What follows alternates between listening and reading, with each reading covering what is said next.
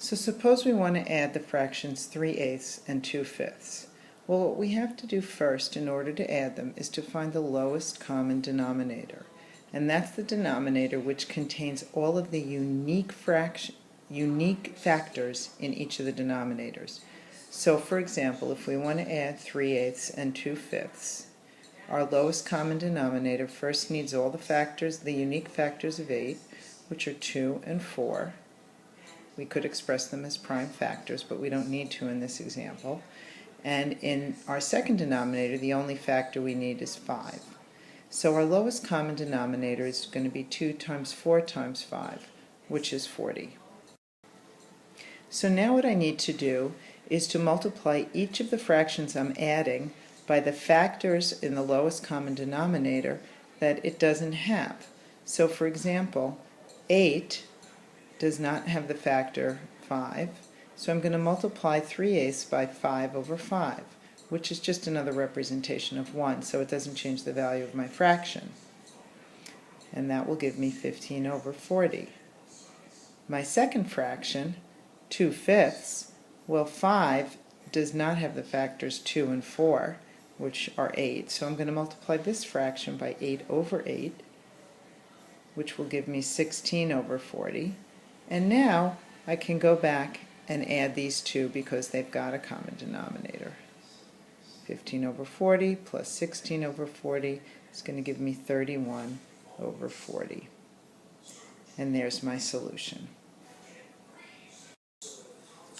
So now we want to add two monomial rational expressions, and we've got our denominators of 5b cubed and 3b squared. So let's take a look at all the unique factors in those denominators. Well, 5b cubed is 5 times b times b times b, and 3b squared is 3 times b times b, but we've already got b times b over here, so we don't need to add those anymore. So our lowest common denominator will be 15b cubed. Now I've got to multiply each expression by the factors in the lowest common denominator that it doesn't have. So I'm going to multiply 5b cubed by 3 over 3, and I'm going to multiply 2a over 3b squared by 5b times 5b, and now I'll get 3a over 15b cubed and 10ab over 15b cubed again, and now I can just add my numerators, so I'll have 3a plus 10ab over 15b cubed. And I'm not done. Of course, I need to list my restrictions, so I'm going to go back to my original problem, and I see that b cannot be equal to 0. Okay, and that will, so here's my solution. Okay, let me just get rid of that little mess there. Okay, let's take a look at some rational expressions that have polynomial denominators. So now I've got 6 over x minus 3, and I'm subtracting from that x minus 1 over x squared minus 5x plus 6. So first I have to find the lowest common denominator, which of course will be all of the unique factors in my denominators. Well, my first expression, the only factor is x minus 3. If I factor the second denominator, I will get x minus 3 over x minus 2 times x minus 2. Sorry. So the unique factors will be x minus 3 and x minus 2. And this will be my lowest common denominator. Now I have to multiply each expression by 1 in the form of the factors that it does not contain. So my first expression, 6 over x minus 3, needs to be multiplied by x minus 2 over x minus 2.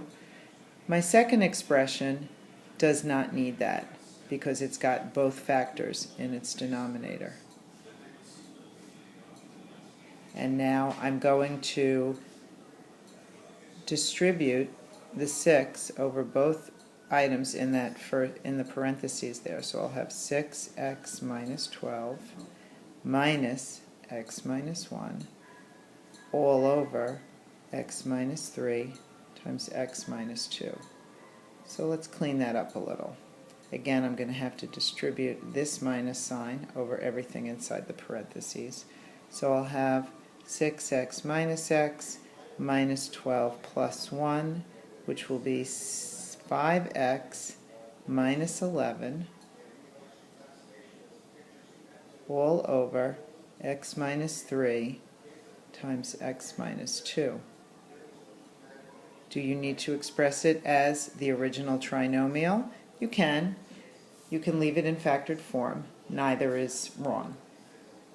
But what we do have to do is express our limitations, and we can see that x cannot equal 2 or 3 because both of those factors are in the denominator. And so here is our answer. 5x minus 11 over x minus 3 times x minus 2, with x not equal to 2 or 3. Let's take a look at one more example. We have x plus 2 over x squared minus x minus 6 over x minus 1. So let's look at all the factors that we're going to need in our lowest common denominator. X squared minus x can be factored into x times x minus 1. And we know that we've got just a factor of x minus 1 in that denominator.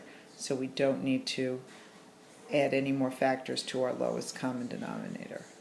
So this expression is just fine the way it is. I'm going to leave that denominator in factored form.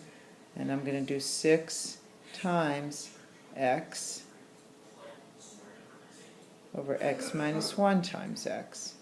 And so that will give me x plus 2 minus 6x over x squared minus x.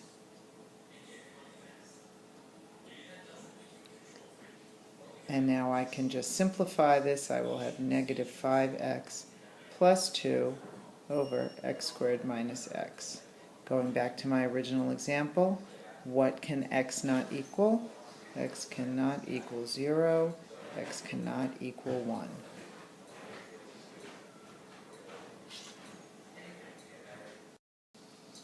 Okay, the last example I'm going to leave you with is a little bit more complicated. I've got x plus 2 over x squared minus x, and then I've got 6, but this time it's over x squared minus 1. So let's factor these. I've got x times x minus 1 here, and in this denominator I've got x minus 1 times x plus 1.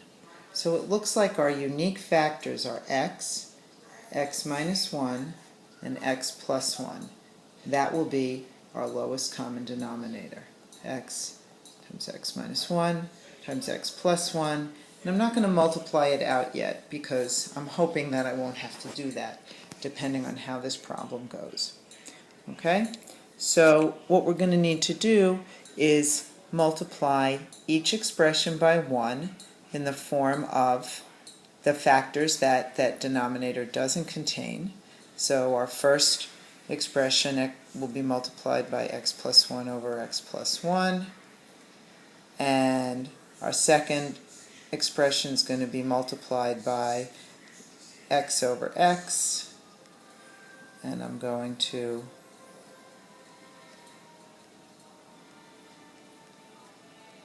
keep that denominator in factored form. So now when I start simplifying, let's just make a little room over here. Okay, a little bit of room. So I've got x plus 2 times x plus 1 minus 6x all over x times x minus 1, x plus 1. And let's clean this up. We'll get x squared plus 3x plus 2 over x times x minus 1, x plus 1. Let's not forget our 6x. And when we simplify that, we get x squared minus 3x, we're going to combine these like terms here, plus 2 over x times x minus 1, x plus 1. Are we done? I don't think so, because we can simplify this a little and get rid of some of these expressions. And I notice that my numerator can be factored into x minus 2 times x minus 1 over x times x minus 1, x plus 1.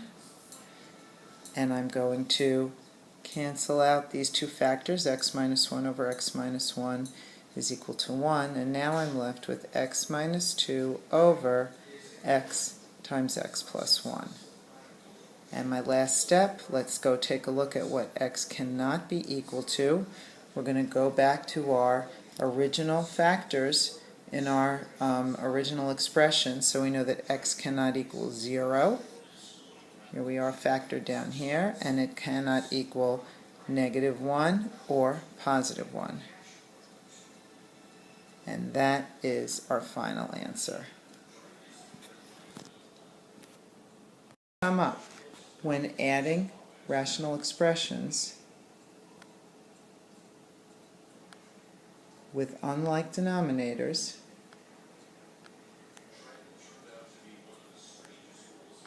you need to find the unique factors of all the denominators.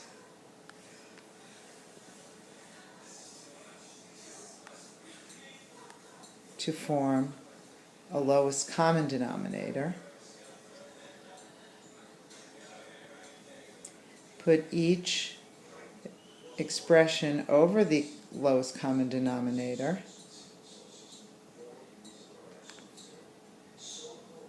Add or subtract. Simplify, if possible, and express any limitations.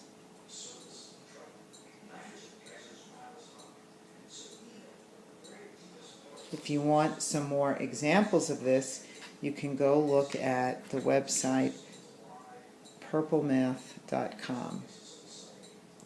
All one word. And she walks you through the lessons in written form, step by step. You can do it.